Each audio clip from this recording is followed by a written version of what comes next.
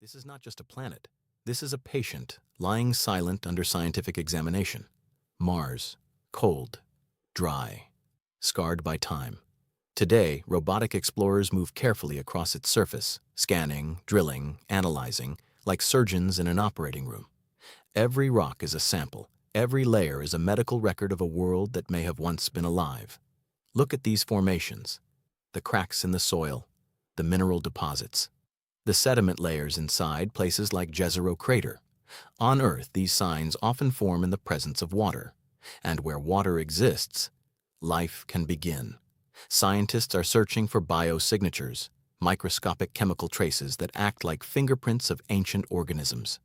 Not fossils of dinosaurs, not alien creatures, but something far smaller, microbial life.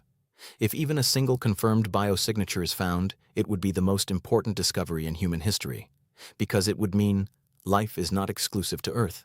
Every image you see has traveled millions of miles through space. Every data point is carefully studied in laboratories back home. Mars is silent. But under the lens of science, it's being diagnosed. The question is no longer, is Mars just a dead planet? The real question is, was it once alive? And if it was, what does that say about us?